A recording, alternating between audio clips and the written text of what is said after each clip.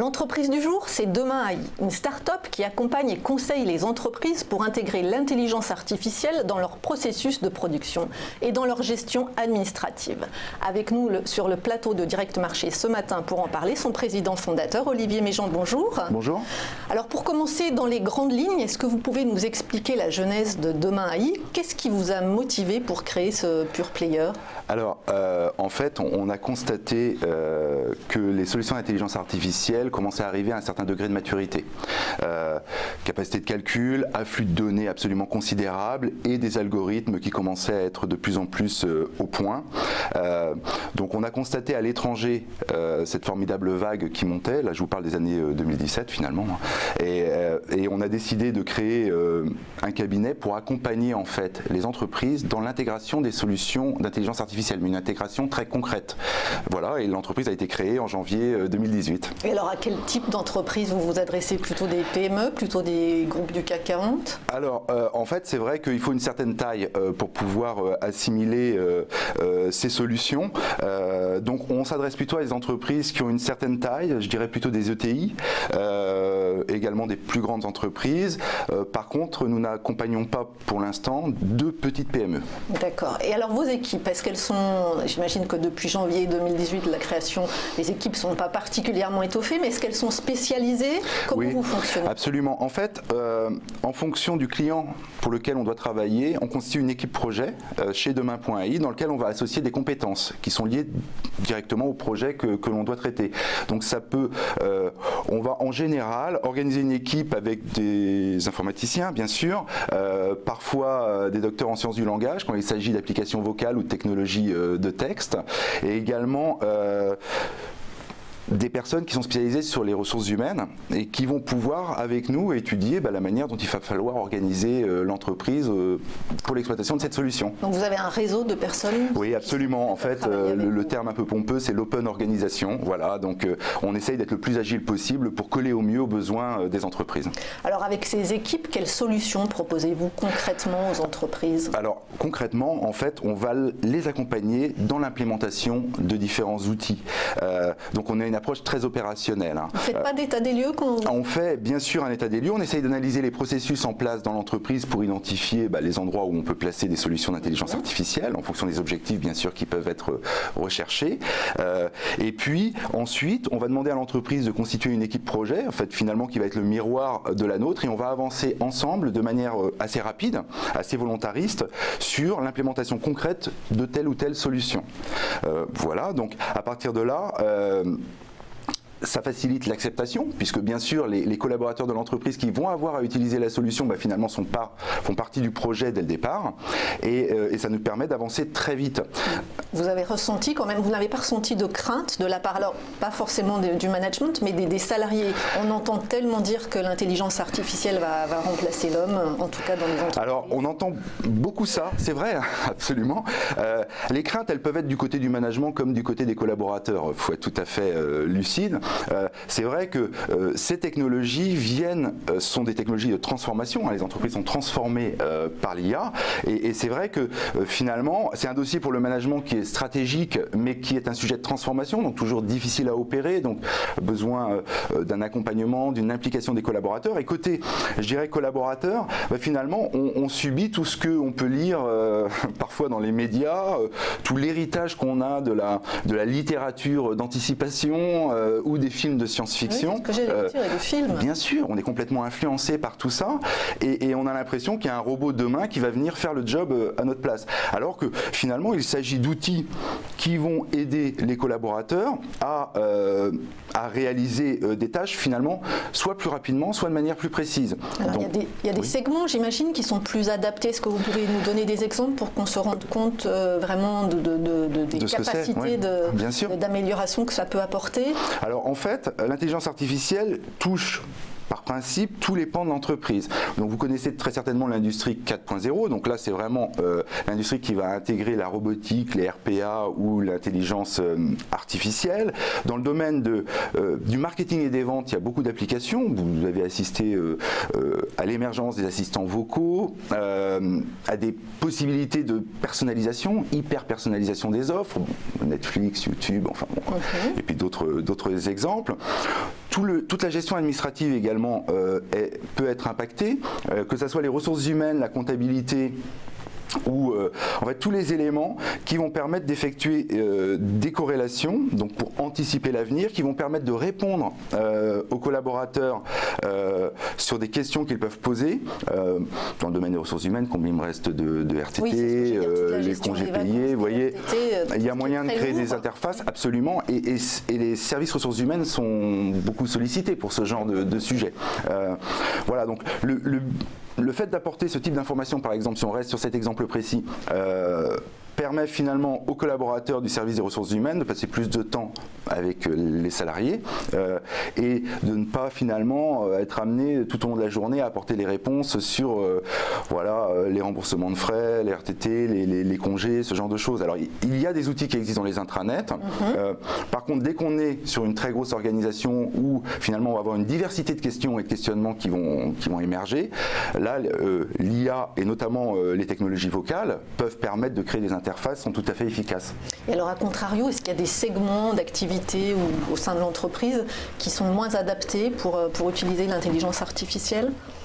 En fait, faut bien remettre les choses à leur place. L'intelligence artificielle permet d'automatiser des tâches qui traitent un grand volume de données de manière très rapide et relativement efficace. Donc ça, on le retrouve dans tous les segments. Ça peut être du tri de factures ou voilà, le diagnostic santé, par exemple, à partir d'une radio. Voilà, absolument.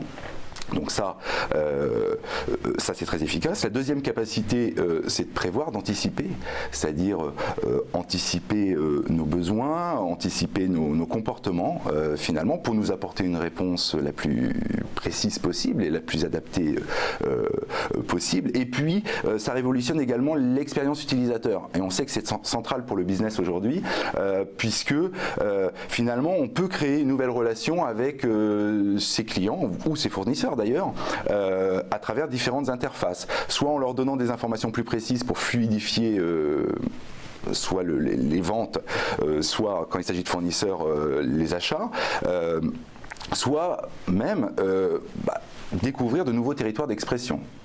Et la voix en est un exemple flagrant. Et dans les missions que vous avez déjà réalisées au sein des entreprises, par exemple, quels segments les intéressent le plus? Est-ce que ce sont les RH, la comptabilité?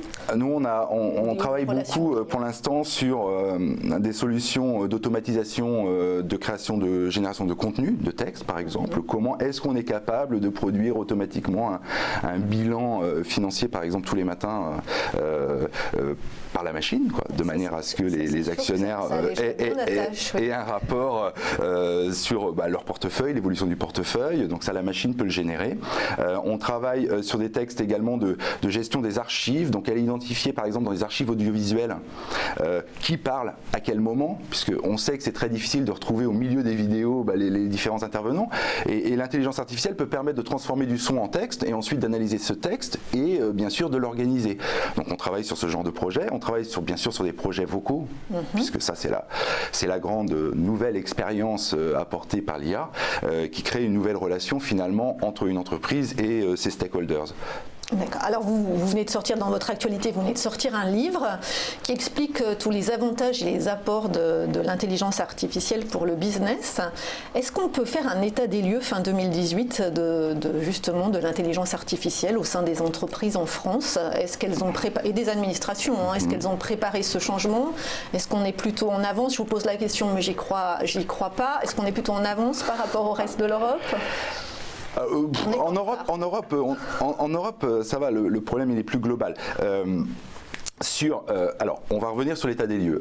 Première partie de votre question, l'état des lieux. En fait, il y a très peu d'entreprises en France ou dans le monde qui aient mis l'IA au cœur de leur organisation et de leur système. La proportion est très très faible. Je dirais qu'il y a 20% des entreprises qui ont commencé une démarche IA, qui commencent à investir régulièrement dans l'IA. On est plutôt sur de la découverte, on est plutôt sur de l'implémentation de projets très concrets sur des segments très précis du business. Dans le domaine industriel, par contre, avec les projets de l'industrie 4.0 dont on parlait tout à l'heure, là les choses se sont développées de manière plus approfondie en fait. Donc ça, c'est l'état des lieux sur les entreprises. La majorité des entreprises ne touchent pas à l'IA. le regardent ou pas d'ailleurs, et envisage en fait la découverte de ces nouveaux outils. Alors maintenant, d'un point de vue plus global, la deuxième partie de votre question, en France, on a une qualité intellectuelle, une qualité de recherche qui est absolument exceptionnelle. Et d'ailleurs, la plupart des patrons de gros centres de recherche en IA viennent de France. Vous me disiez celui de Facebook. Oui, Yann Lequin, absolument, et qui est français. Et effectivement, donc on a une excellence finalement en termes de recherche et en termes scientifiques.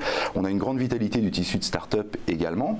Mais on se rend compte que c'est après que ça coince. Ouais, il y a encore des difficultés dans le transfert en fait de la recherche, des labos de recherche à l'entreprise. Il y a beaucoup de progrès qui sont faits. On sait que c'est un des axes qu'il faut développer absolument pour que ça se répande.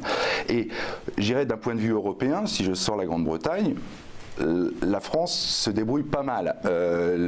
Les Scandinaves sont assez dynamiques, comme souvent dans le numérique. Les Allemands ne sont pas tellement en avance par rapport aux Français. Le problème, c'est plutôt notre position d'Européens par rapport au reste du monde. Où là, et la Chine. Alors, la Chine, bon, on connaît le système hein, qui est fermé. Les États-Unis, qui, sur une approche très business, finalement diffusent leur solution d'IA, et on voit avec quelle puissance, hein, avec quels moyens financiers. Il s'agit vraiment de très grosses entreprises qui sont globales, et c'est vrai que aller les concurrencer sur leur propre terrain, ça devient très difficile, voire quasiment impossible. Donc il est probable que notre voie à nous soit une voie qui soit européenne et française. On a probablement intérêt, mais c'est ce que d'ailleurs Cédric Villani a exprimé dans son rapport, à s'intéresser à des secteurs d'activité sur lesquels on a plutôt une très grande expertise, une très grosse avance. On peut parler du domaine de la santé, on pourrait parler du nucléaire, on pourrait parler d'automobile, voilà, ce genre de secteur. Et alors, on voit les avantages, certains pour les entreprises, mais quels sont les avantages finalement pour le consommateur et le client final? En fait, les avantages, c'est qu'on va nous proposer des services de plus en plus adaptés à nos souhaits et à nos consommations.